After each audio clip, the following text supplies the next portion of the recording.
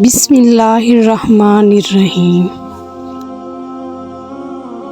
دشمن جب محلہ چھوڑ دے یا شہر سے نکل جائے تو سکون مل جاتا ہے، لیکن مسلمانوں نے جب چھوڑا اور تمام جائیدادیں کفار کے حوالے کر کے مکہ سے 300 میل دور مدینہ میں جا آباد ہوئے تو کفار پہلے سے زیادہ بے قرار ہو گئے۔ اصل واقعہ یہ ہے کہ ہجرت مدینہ سے انہیں یقین ہو گیا تھا کہ مسلمان الگ رہ کر تیاری کریں گے۔ اہل عرب رسول اللہ صلی اللہ علیہ وآلہ وسلم کی دعوت کو قبول کر لیں گے، اور جب یہ خطرہ دریا بن گیا تو ہماری سرداری کا جاہ و جلال اسلام کے سیلاب حق کے سامنے خس و خاشاک کی طرح بہہ جائے گا۔ مدینہ پہنچ کر مسلمانوں کو پہل کرنے کی ضرورت پیش نہیں آئی۔ قریش مکہ نے اپنی دماغی پریشانیوں کے تحت خود ہی بیل مجھے مار کی روش اختیار کر لی تھی۔ جب بدر اور احد کے میدانوں میں ان کے تیغ ازماؤں کا زم باطل بھی ختم ہو گیا تو وہ سازش کے جال بچھانے لگے۔ انہوں نے عزل اور فارا کے 7 آدمیوں کو رسول اللہ صلی اللہ علیہ وآلہ وسلم کے پاس بھیجا اور کہلوایا، اگر آپ ہمیں چند مبلغ عنایت فرما دیں تو ہمارے تمام قبیلے مسلمان ہو جائیں گے۔ حضور صلی اللہ علیہ وآلہ وسلم نے عاصم بن ثابت کی ماتحتی میں کل 10 بزرگ صحابہ کا وفد ان کے ساتھ بھیج دیا۔ ایک گھاٹی میں کفار کے 200 مسلح نوجوان مسلمانوں کے تبلیغی وفد کا انتظار کر رہے تھے۔ جب مبلغین اسلام یہاں پہنچے تو بے نیام تلواروں نے بجلی بن کر ان کا استقبال کیا۔ مسلمان اگرچہ اشاعت قرآن کے لیے گھروں سے نکلے تھے مگر تلوار سے خالی نہ تھے۔ احساس خطرہ کے ساتھ ہی 200 کے مقابلے میں 10 تلواریں نیاموں سے باہر نکل آئی اور مقابلہ شروع ہو گیا۔ 8 صحابی مردانہ وار مقابلہ کرتے ہوئے شہید ہوئے، اور خبیب بن عدی اور زید بن دسنہ 2 شیروں کو کفار نے محاصرہ کر کے گرفتار کر لیا۔ سفیان ہذلی انہیں مکہ لے گیا، اور یہ دونوں صالح مسلمان نقد قیمت پر مکہ کے درندوں کے ہاتھ فروخت کر دیے گئے۔ حضرت خبیب اور حضرت زید بن حارث کے گھر ٹھہرایا گیا اور پہلا حکم دیا گیا کہ انہیں روٹی دی جائے اور نہ پانی۔ حارث بن عامر نے حکم کی تعمیل کی اور کھانا بند کر دیا۔ ایک دن حارث کا 9 عمر بچہ چھری سے کھیلتا ہوا حضرت خبیب کے پاس گیا۔ اس مرد صالح نے جو کئی روز سے بھوکا اور پیاسا تھا، حارث کے بچے کو گود میں بٹھا لیا اور چھری اس کے ہاتھ سے لے کر زمین پر رکھ دی۔ جب ماں نے پلٹ کر دیکھا تو حضرت خبیب چھری اور بچہ لیے بیٹھے تھے۔ عورت چونکی، مسلمانوں کے کردار سے ناواقف تھی، یہ حال دیکھ کر لڑکھڑا گئی اور بے تابانہ چیخنے لگی۔ حضرت خبیب رضی اللہ عنہ نے عورت کی تکلیف محسوس کی تو فرمایا، بی بی تم مطمئن رہو، میں بچے کو ذبح نہیں کروں گا، مسلمان ظلم نہیں کیا کرتے۔ ان کے الفاظ کے ساتھ ہی حضرت خبیب نے گود کھول دی۔ معصوم بچہ اٹھا اور دوڑ کر ماں سے لپٹ گیا۔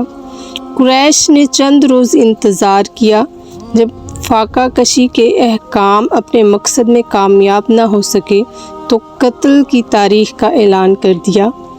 کھلے میدان میں ایک ستون نصب تھا اور یہ اپنی بے بسی پر رو رہا تھا۔ اس کے چاروں طرف بے شمار آدمی ہتھیار سنبھالے کھڑے تھے۔ بعض تلواریں چمکا رہے تھے، بعض نیزے تان رہے تھے، بعض کمان میں تیر جوڑ کر نشانہ ٹھیک کر رہے تھے کہ آواز آئی، خبیب آ رہا ہے۔ مجمع میں ایک شور و محشر برپا ہو گیا، لوگ ادھر ادھر دوڑنے لگے۔ بعض لوگوں نے مستعدی سے ہتھیار سنبھالے اور حملہ کرنے اور خون بہانے کے لیے تیار ہو گئے۔ مرد صالحہ حبیب قدم با قدم تشریف لائے اور انہیں سلیب کے نیچے کھڑا کر دیا گیا۔ ایک شخص نے انہیں مخاطب کیا اور کہا، حبیب، ہم تمہاری مصیبت سے درد مند ہیں، اگر اب بھی اسلام چھوڑ دو تو تمہاری جان بخشی جا سکتی ہے۔ حضرت حبیب خطاب کرنے والے کی طرف متوجہ ہوئے اور فرمایا، جب اسلام ہی باقی نہ رہا تو جان بچانا بیکار ہے۔ اس جواب کی ثابت قدمی بجلی کی طرح شور و بھیڑ پر گری، مجمع ساکت ہو گیا اور لوگ دم بخود رہ گئے۔ حبیب، کوئی آخری آرزو ہے تو بیان کرو۔ ایک شخص نے کہا، کوئی آرزو نہیں، 2 رکعت نماز ادا کر لوں گا۔ حضرت حبیب نے فرمایا، بہت اچھا، فارغ ہو جاؤ۔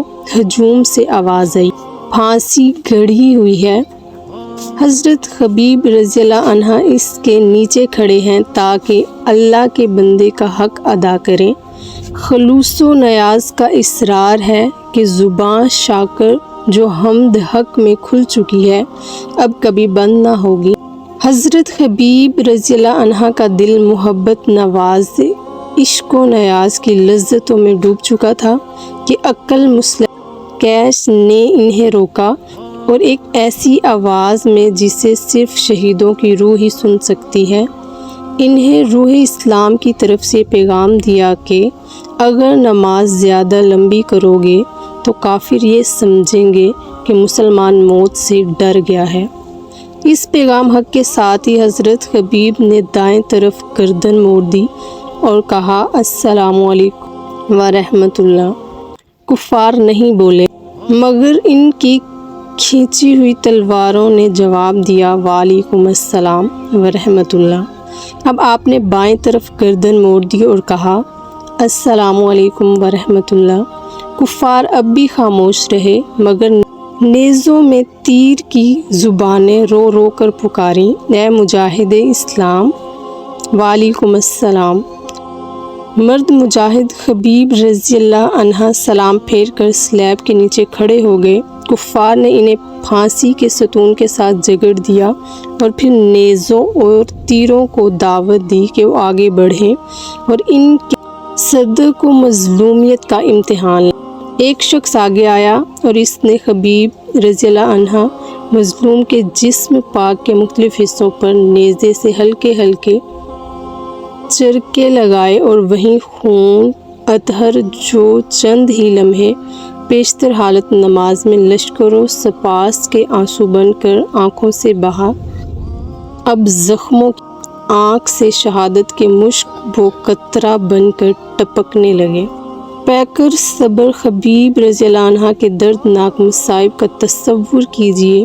اب ستون کے ساتھ جگڑے ہوئے ہیں، کبھی ایک تیر آتا اور دل کے پار ہو جاتا، کبھی نیزہ لگتا اور سینے کو چیر دیتا۔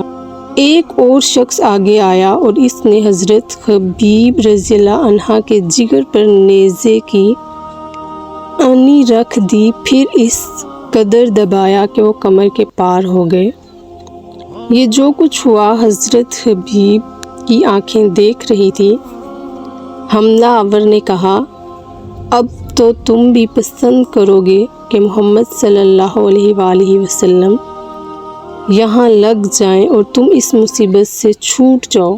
پیکر صبر حبیب رضی اللہ عنہ نے جگر کے چرکے کو دل کی حوصلہ مندی سے برداشت کر لیا، مگر یہ زبان کا کھاؤ برداشت نہ ہوا۔ جوش ایمان نے اس خشک مڈی میں بھی تاب گویائی پیدا کر دی اور آپ نے جواب دیا، اے ظالم، اللہ جانتا ہے کہ مجھے جان دینا پسند ہے، مگر یہ پسند نہیں کہ رسول اللہ صلی اللہ علیہ وآلہ وسلم کے قدموں میں ایک کانٹا بھی چبھے۔ نماز کے بعد حبیب پر جو حالتیں گزری آپ بے ساختہ شعروں میں انہیں ادا فرماتے ہیں، جن کا ترجمہ لوگ میرے گرد کھڑے ہیں، قبیلے، جماعتیں اور جتیں، یہاں سب کی حاضری لازم ہو گئی ہے۔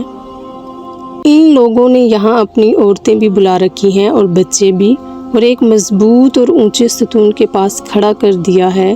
یہ لوگ کہتے ہیں کہ اگر میں اسلام سے انکار کر دوں تو یہ مجھے آزاد کر دیں گے، مگر میرے لیے ترک اسلام سے قبول موت بہت آسان ہے۔ اگرچہ میری آنکھوں سے آنسو جاری ہیں مگر میرا دل بہت مطمئن ہے۔ میں دشمن کے سامنے گردن نہیں جھکاؤں گا، میں فریاد نہیں کروں گا، میں خوف زدہ نہیں ہوں گا، اس لیے کہ میں جانتا ہوں اب اللہ کی طرف جا رہا ہوں۔ میں موت سے نہیں ڈر سکتا، اس لیے کہ موت بہرحال آنے والی ہے۔ مجھے صرف ایک ہی ڈر ہے اور وہ دوزخ کی آگ کا ڈر ہے۔ مالک عرش نے مجھ سے خدمت لی ہے اور مجھے صبر و ثبات کا حکم دیا ہے۔ اب کفار نے زد و کوب کر کے میرے جسم کو ٹکڑے ٹکڑے کر دیا ہے اور اب میری تمام امیدیں ختم ہو چکی ہیں۔ میں اپنی عاجزی، بے وطنی اور بے بسی کی اللہ تعالیٰ سے فریاد کرتا ہوں۔ نہیں معلوم میری موت کے بعد ان کا کیا ارادہ ہے۔ کچھ بھی ہو، جب میں راہ خدا میں جان دے رہا ہوں تو یہ جو کچھ بھی کرے مجھے اس کی پرواہ نہیں۔ حضرت سعید بن عامر رضی اللہ عنہ حضرت فاروق اعظم کے حامل تھے۔ بعض اوقات آپ کو بیٹھے بیٹھے دورہ پڑتا اور آپ وہیں بے ہوش ہو کر گر پڑتے۔ ایک دن حضرت فاروق اعظم رضی اللہ عنہ نے پوچھا، آپ کو یہ کیا مرض ہے؟ آپ نے جواب دیا، میں بالکل تندرست ہوں اور مجھے کوئی مرض نہیں ہے۔ جب حضرت خبیب رضی اللہ عنہ کو پھانسی دی گئی تو میں اس مجمع میں موجود تھا۔